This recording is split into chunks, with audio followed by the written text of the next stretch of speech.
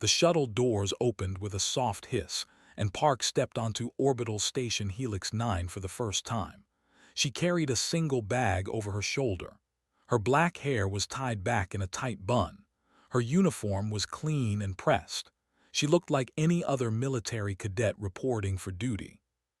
But she was not like any other cadet. The aliens in the docking bay stopped what they were doing. They stared at her with wide eyes. Some of them stepped backward. A few whispered to each other in languages her translator could not catch. Kept walking. She had expected this reaction. Admiral had warned her before she left Earth. "You will be the first human they have ever seen in person," the Admiral had said. "They have heard stories about us. Most of those stories are not kind. You must prove them wrong through discipline, not through anger." Had promised to try. A tall alien with silver-blue skin and 4 arms approached her. His name tag said Instructor Vel. His face showed no emotion, but his body language was stiff and careful, like someone approaching a dangerous animal. "Cadet Park," he said. His voice came through her translator with a slight buzz. "Follow me to your assigned classroom." "Yes, instructor." They walked through long corridors made of smooth white metal. Other cadets moved aside as they passed, heard more whispers. "Is that from Earth, the planet with the crushing gravity? I heard their atmosphere is filled with poison gas. Look at her eyes, she looks like a predator." Said nothing, she just kept walking. Instructor Vel led her to a large room shaped like a half-circle, with seats rising up in rows like a theater. About 40 alien cadets were already inside. When entered, all conversation stopped. Vel pointed to a seat in the front row, far away from everyone else. "You will sit there." Sat down. The nearest cadet, a small creature with insect-like features, quickly moved 2 seats farther away. "Cadet Park comes to us from Earth," Vel announced to the class. "She will be observing our training program. Physical modules are not calibrated for her species, so she will not participate in combat exercises." A large alien in the back row made a sound that might have been a laugh, turned to look at him. He had rust-colored scales covering his body and a face that reminded her of a lizard. His eyes were yellow with black slits in the center. "Good," the scaled alien said loudly. "We would not want the savage to hurt someone." Several cadets laughed. Instructor Vel said nothing to stop them. Faced forward again, her hands were relaxed on her desk, her face showed nothing. The first week was difficult. Attended every class, took careful notes, and answered questions when asked. She was polite to everyone, even those who were not polite to her. She followed every rule perfectly. It did not matter. The other cadets had decided what she was before she ever arrived. To them, she was a monster from a death planet. Her had gravity that would crush their bones. Her air would burn their lungs. Her oceans were made of a chemical that was deadly to most species in the galaxy. Humans should not exist, they believed, and they certainly should not be allowed in the finest military academy in the Coalition. The harassment started small. Cadets would bump into her in the hallways and not apologize. Her food would be accidentally knocked off her tray in the dining hall. Study materials she needed would mysteriously disappear from her desk. Then it got worse. One morning, woke up to find her bed sheets soaked with coolant fluid. The chemical was harmless to humans, but the message was clear. Someone had entered her room while she slept. She cleaned up the mess and said nothing. 3 days later, she found words scratched into her locker door. "Go back to your death rock." She wiped the words away and said nothing. The scaled alien, his name was Chris, she had learned, was the leader of the group that hated her most. He had 9 friends who followed him everywhere. They watched her constantly, waiting for her to react, waiting for her to give them an excuse. One evening, Chris blocked her path in an empty corridor. He said, showing his teeth, "Why are you still here? No one wants you. You do not belong." looked up at him. He was much taller than her, much heavier. His scales looked like armor.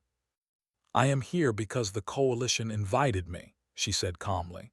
"I will leave when my training is complete." Chris leaned closer. His breath smelled like copper. "You will leave before then, one way or another." Did not step back. "Is that a threat, Cadet?" For a moment something flickered in Chris's yellow eyes. It might have been surprise. Most beings would have shown fear by now. Most beings would have backed down. But was not most beings. Chris hissed and walked away, his followers trailing behind him. Stood alone in the corridor for a long time. Her heart was beating fast, but her face remained calm. She knew something that Chris did not know. She knew something that none of them knew. On Earth, humans were not the strongest creatures. They were not the fastest. They did not have claws or fangs or armor, but they had survived anyway. They had survived ice ages and plagues and predators and disasters. They had survived because they were patient. They were stubborn. They could wait. And when they finally acted, they acted with a fury that no other species could match. Admiral had told her to prove herself through discipline. She was trying. She was trying very hard. But deep inside, a small voice whispered, "How much longer?" Walked back to her room, alone in the cold metal hallways of a station full of beings who hated her. Not yet, she told herself, not yet. But soon. 2 weeks passed. The harassment did not stop, but learned to live with it. She woke up early, exercised alone in her small room, attended her classes, and studied late into the night. She spoke to no one unless spoken to. She was like a ghost moving through the station. Then everything changed because of a boy named Sung. Sung was the second human to join the academy. He was 19 years old, 5 years younger than. He had been assigned to a different division, training to be a navigation specialist. Had seen him once in the dining hall, a thin young man with nervous eyes and quick movements. She found him outside the medical bay on a Tuesday evening. His uniform was torn at the shoulder. There was a dark bruise forming on his cheek. He was leaning against the wall, staring at the floor. When he saw coming, he tried to straighten up. He said, using the Korean word for a senior. His voice was shaky. Stopped in front of him. "What happened?" "Nothing. I fell during training." Sung, her voice was gentle but firm. "What happened?" He could not meet her eyes. "It is nothing really. Please just leave it alone." "Notice something missing. Where is your identification badge?" Sung's hand went to his chest where the badge should have been. His face went pale. "They took it," he whispered. "Who?" "The scaled one, Chris, and his friends." Sung's voice cracked. "They said if I wanted it back I had to fight them for it, all 10 of them, in the practice ring." Felt something cold settle in her stomach. "And if you refused?" "They said they would make my life impossible. They said humans needed to learn their place." Sung laughed bitterly. "I am a navigation specialist. I study maps and star charts. I have never fought anyone in my life. I would not last 10 seconds against one of them, let alone 10. Was quiet for a moment. Then she asked, "Did you report this?" "What good would that do? Instructor Vel hates humans as much as they do. The Commandant has never even spoken to a human before. No one would believe me over 10 of them." Sung pushed away from the wall. "I will just have to survive without the badge. Maybe they will get bored eventually." He started to walk away, caught his wrist. "Sung, where is the practice ring?" He turned back, his eyes widening. "No, you cannot be serious." "Where is it?" "Training Wing B, lower level. But please do not do anything stupid. They will destroy you. There are 10 of them and they are all bigger than you and—" Released his wrist. "Go back to your room, get some rest."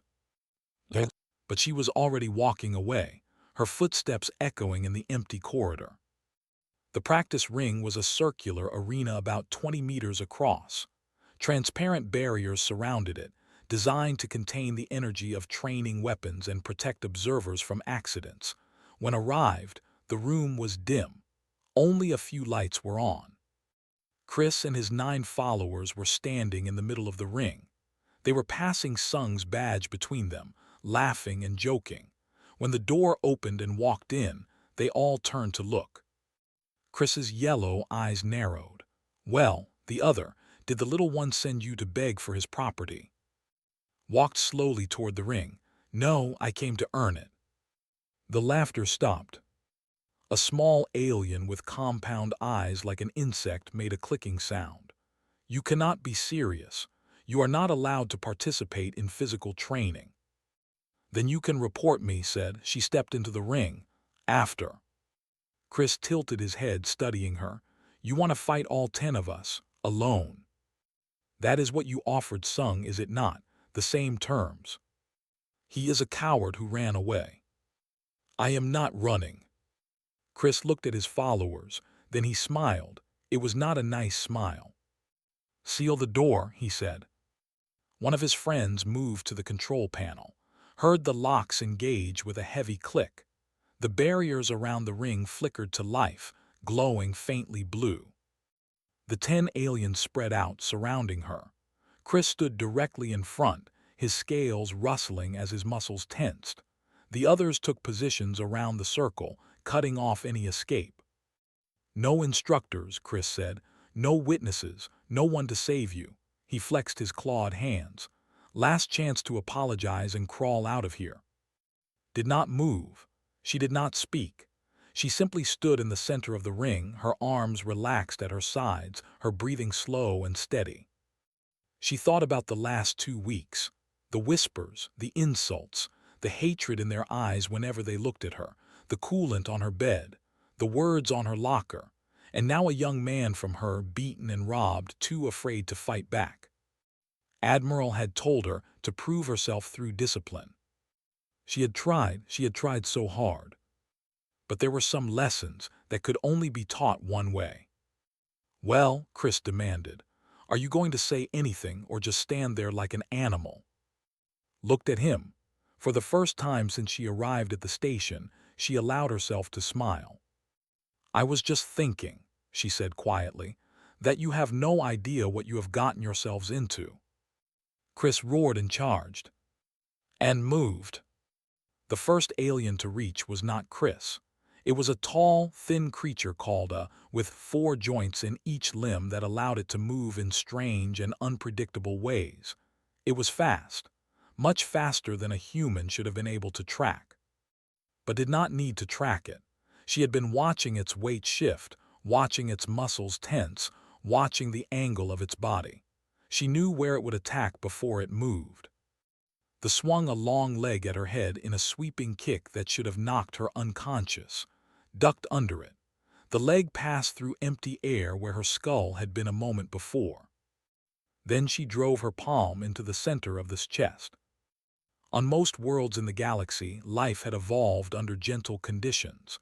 Low gravity, thin atmospheres, stable climates.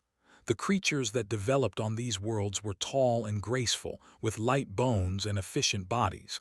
They did not need to be strong. Their environments did not demand it. But Earth was different. Earth was a world of crushing gravity, where every step required more effort than walking on most planets. Earth was a world of violent weather, where storms could destroy entire cities. Earth was a world of deadly predators, where humans had spent millions of years fighting for survival against creatures with claws and fangs and poison. Humans had evolved to survive all of it. Their bones were dense and hard. Their muscles were thick with fiber. Their hearts pumped blood at pressures that would burst the veins of most species. And their ability to deliver force, to concentrate all that strength into a single point of impact, was terrifying. Palm strike hit with the power of a lifetime, spent under 1G gravity. The eyes went wide. Its thin body flew backward through the air. It crashed into the barrier wall with a sickening thud and slid to the ground, unconscious. The entire room went silent. 9 aliens stared at the fallen, then they stared at. She had not moved from her position. She was not even breathing hard. "One," she said quietly. Chris made a sound that was half roar, half scream. "Together, all of you now." They charged. What happened next took exactly 12 seconds. Later, when Instructor Vell reviewed the recording from the training room's hidden sensors, he would watch those 12 seconds over and over again. He would slow the footage down. He would zoom in on every movement. And he would finally understand why humans were called.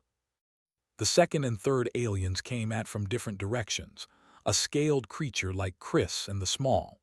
She grabbed the scaled one's arm as it swung at her, twisted her body, and used its own momentum to throw it directly into the... They crashed together and tumbled to the ground in a tangle of limbs. 4 and 5 were silver-skinned aliens like Instructor Vell, with 4 arms each.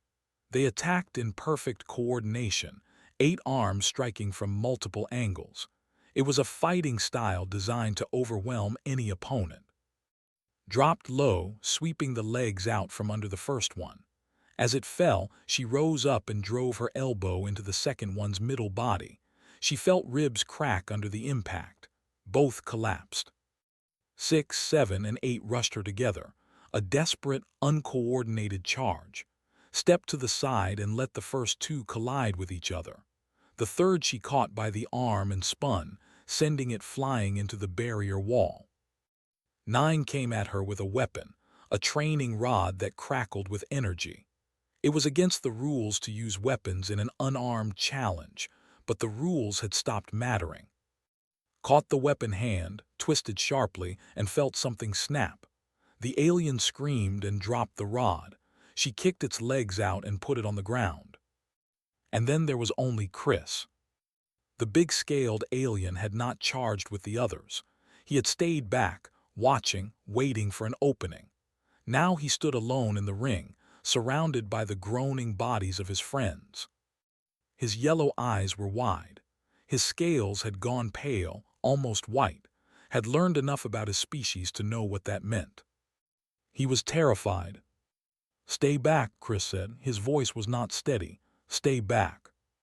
Walked toward him. She was not rushing. She was not angry.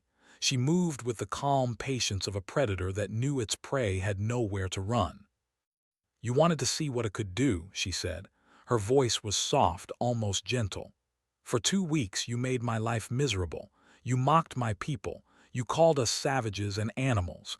You threatened a boy who had done nothing to you." She stopped just out of arm's reach. "Now you know." Chris attacked. It was wild, desperate, the strike of a cornered animal. He swung his clawed hand at her face with all his strength. Stepped inside his reach, caught his arm, and twisted. She heard the joint pop out of place. Chris screamed. She swept his legs and put him on the ground, keeping hold of his arm, applying pressure to the damaged joint. "Yield," Chris screamed. "I yield, please." For a moment did not release him.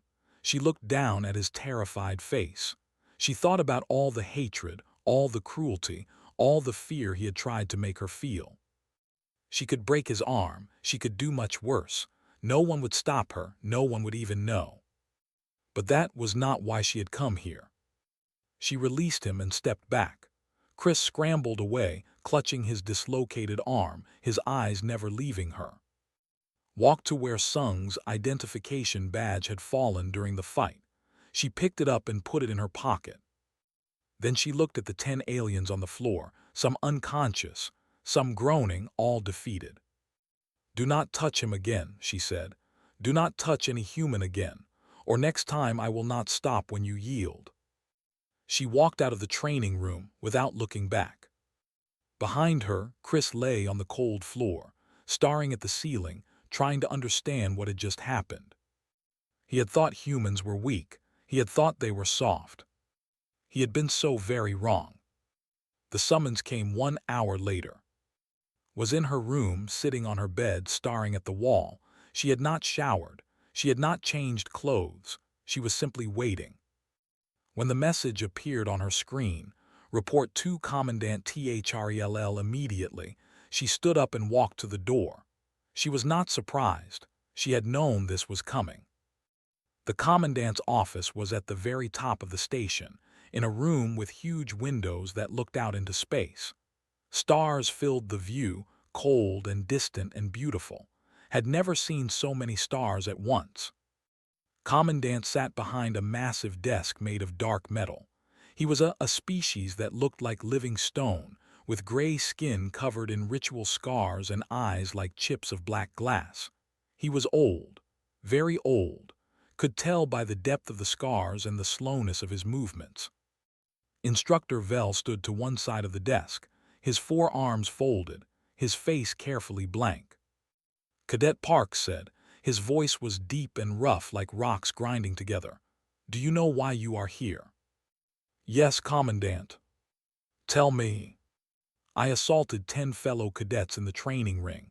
I injured several of them seriously. I broke Cadet Chris's arm." Nodded slowly.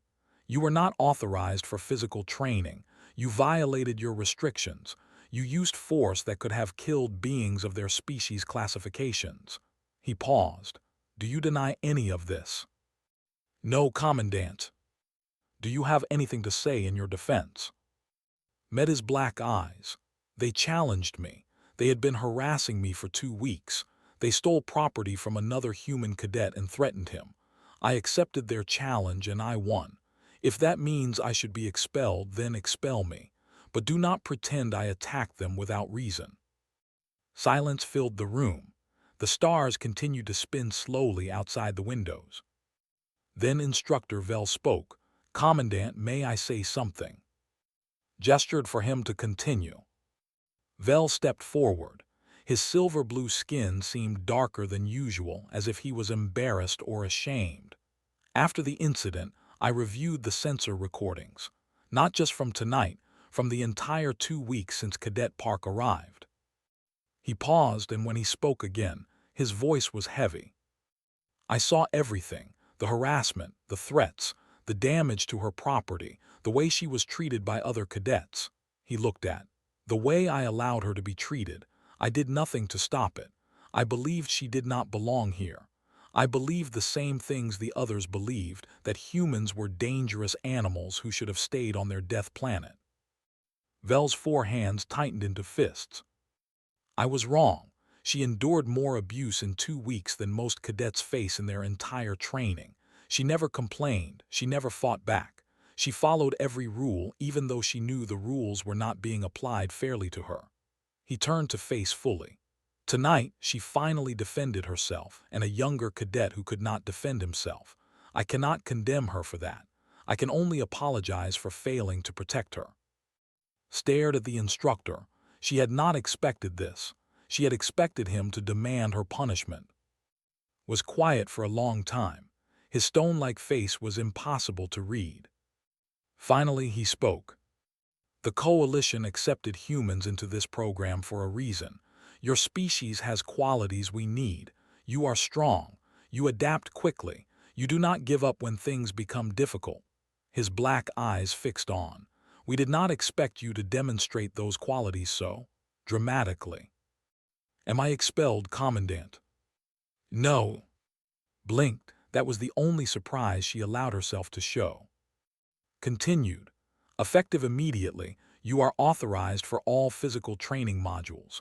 You will also serve as a teaching assistant, helping other cadets understand what physiology is capable of." A slight twitch of his stone lips might have been a smile.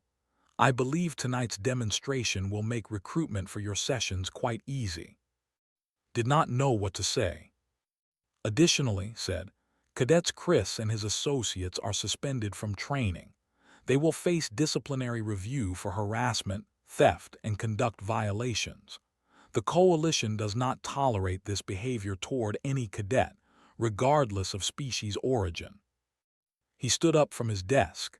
Even though was not short by human standards, towered over her like a mountain. "You have made enemies today, Cadet Park. There will be those who hate you more than before. There will be those who fear you." His voice softened slightly. "But there will also be those who respect you. You have shown them something they did not expect. You have shown them that humans are not to be dismissed." Saluted. "Thank you, Commandant." Do not thank me yet, you have a long road ahead. You will have to prove yourself again and again. Every day someone will doubt you. Every day someone will test you. Sat back down. See that you continue to pass those tests. Yes, Commandant. Dismissed.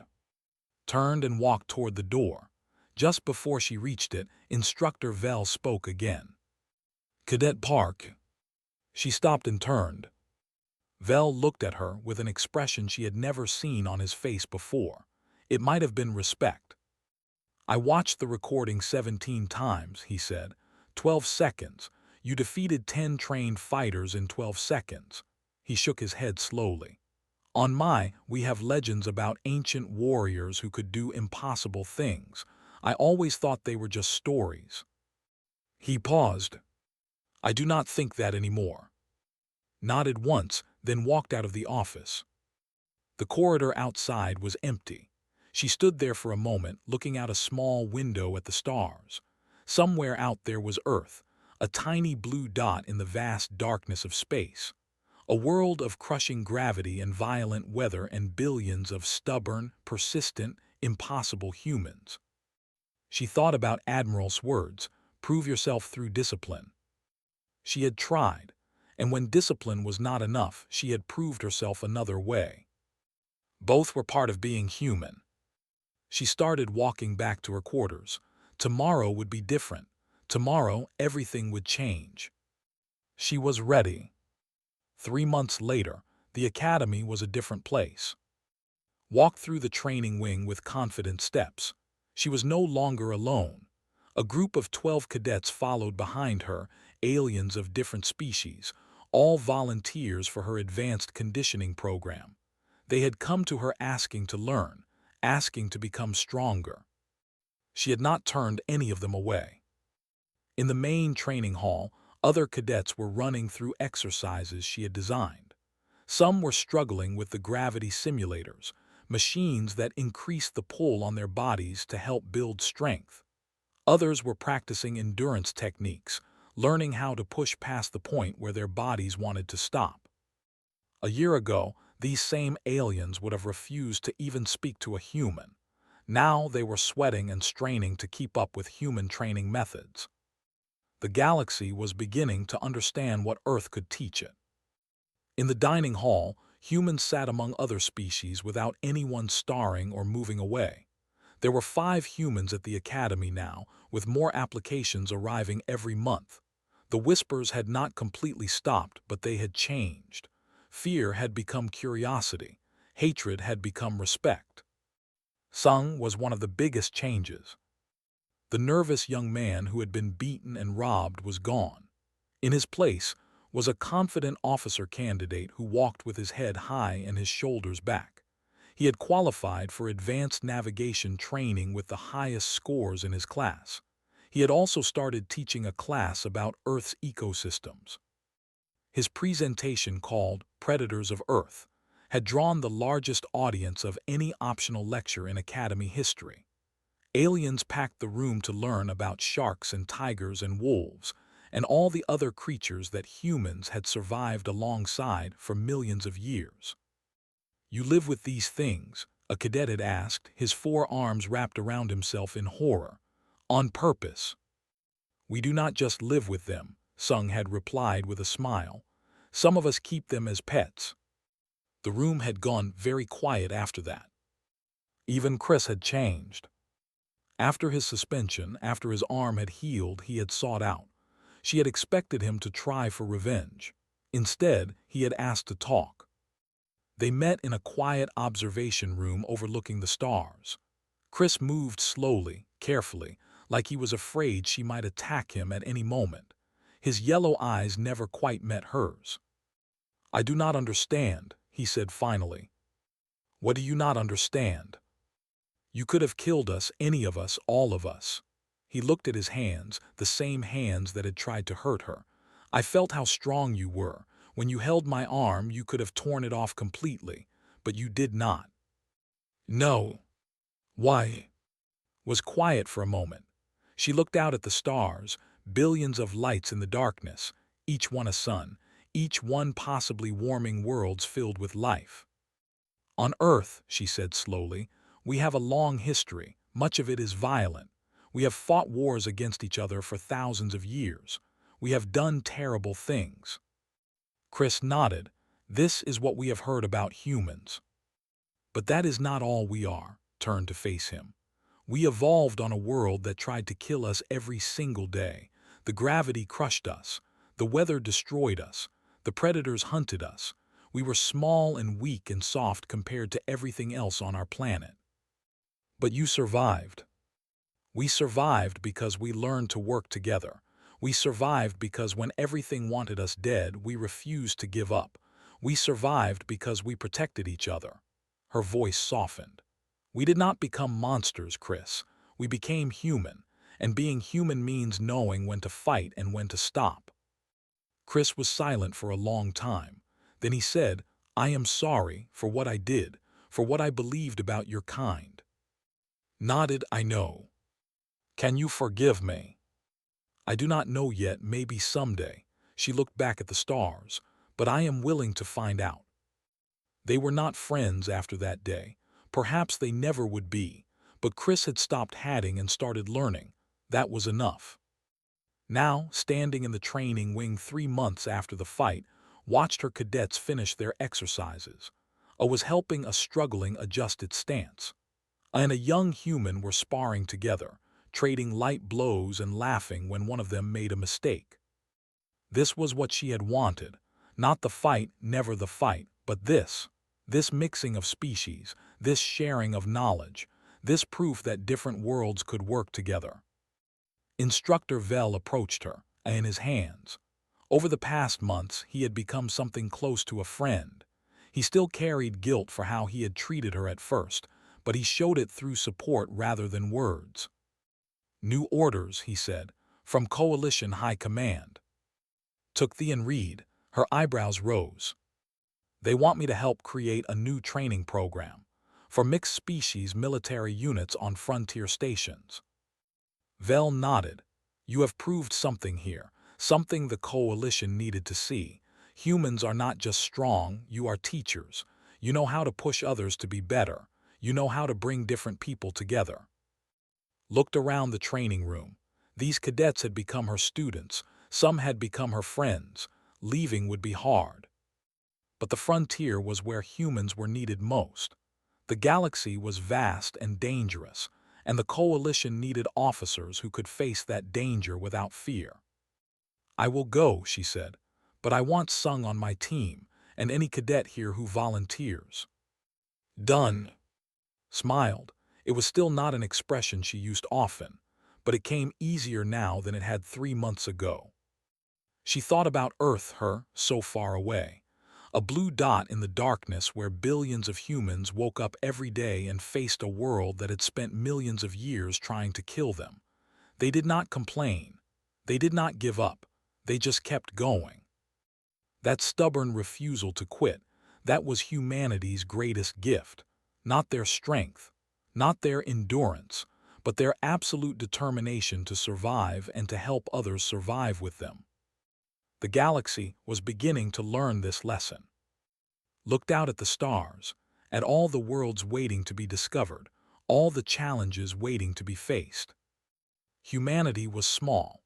Humanity was new to the galactic stage. But humanity had clawed its way up from a death planet, and they had done it without losing what made them who they were. That was worth fighting for. That was what it meant to be human. And this was only the beginning.